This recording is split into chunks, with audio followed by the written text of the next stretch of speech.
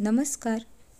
तिळकुंद चतुर्थी म्हणजेच माघी गणेश जयंती यासाठी आज एक वेगळ्या पद्धतीने मोदक बनवले आहे. हे मोदक खायला जितके चविष्ट तेवढेच पौष्टिक सुद्धा आहेत आणि बनवायला सोपे सुद्धा आहे. गव्हाच्या पिठाचा आणि तिळगुळाचा वेगळ्या पद्धतीने इथे वापर केला आहे. लाडक्या बाप्पासाठी आपण नेहमीच काहीतरी वेगळं करत असतो.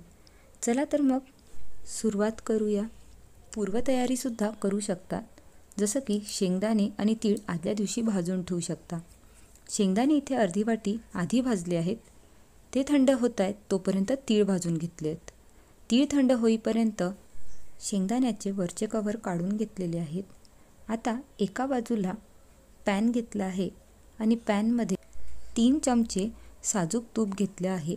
हे पोहे खायच्या चमच्याने 3 चमचे घेतलं आहे आणि नॉर्मल रूम टेम्परेचरवरचं तूप आहे. तूप वितळल्यावरती गव्हाचं पीठ चांगलं गाळून 2 वाटी पीठ इथे घेत आहे. तुम्ही तुमच्या आवडीप्रमाणे कमी जास्त पीठ घेऊ शकता. आता या पिठाला आपल्याला लो फ्लेमवरतीच साधारण 2 मिनटं छानपैकी भाजून घ्यायचं आहे. साधारण 2 मिनटानंतर आपल्याला फ्लेम मीडियम करायची आहे किंवा तुम्ही लो टू मीडियम फ्लेमवरती सुद्धा याला भाजू शकता.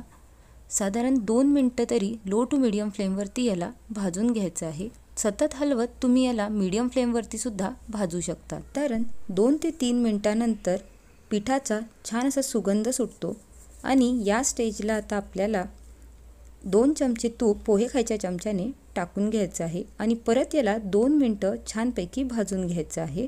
लो टू मीडियम फ्लेमवर किंवा मीडियम फ्लेमवरती सतत हलवत. साधारण 5 ते 7 मिनटानंतर हे पीठ छानपैकी भाजल्या जाते. आता अजून 1.5 चमचा तूप आपण यामध्ये टाकणार आहोत आणि 2 मिनटं छान भाजून घेणार आहोत. साधारण पहिलेपासून तर आतापर्यंत 8 ते 10 मिनटात हे पीठ छानपैकी भाजून होते.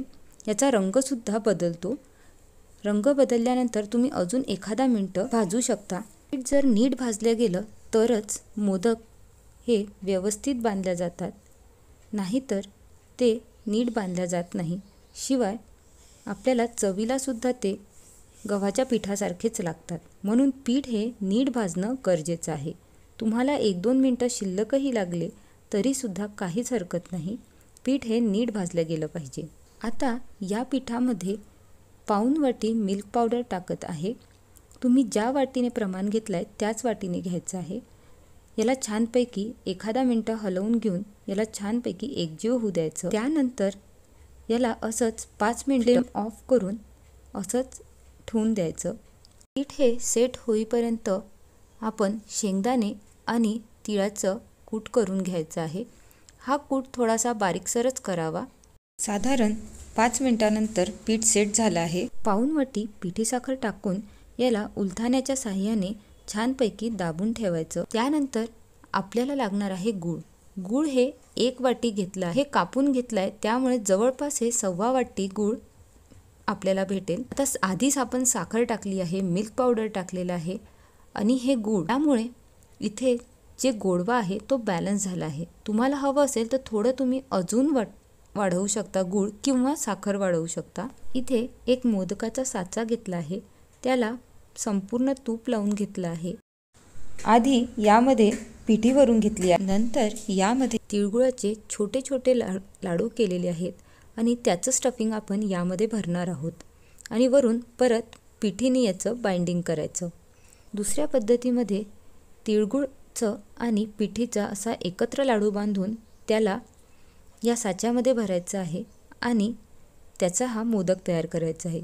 यामध्ये अर्ध तिळगुळ एका बाजूनी आणि अर्ध पिठी साखरेचं मिश्रण एका बाजूनी, असं हे सुंदर कॉम्बिनेशन दिसतं. तुम्ही 2 पैकी कुठलंही एक कॉम्बिनेशन वापरू शकता. गोडाचं प्रमाण जर तुम्हाला जास्त आवडत असेल तर तुम्ही दोन्हीपैकी एका ठिकाणी गूळ किंवा साखर थोडं वाढवून घ्या. कणिक न मळता न तळता सुद्धा आपल्याला या पद्धतीने पिठाचे आणि तिळगुळाचे छानपैकी मोदक बनवता येतात. या प्रमाणात 22 ते 23 मोदक आरामात तयार होतात. या प्रकारे नवीन पद्धतीने बाप्पांसाठी हे मोदक नक्की तयार करून बघा. नमस्कार.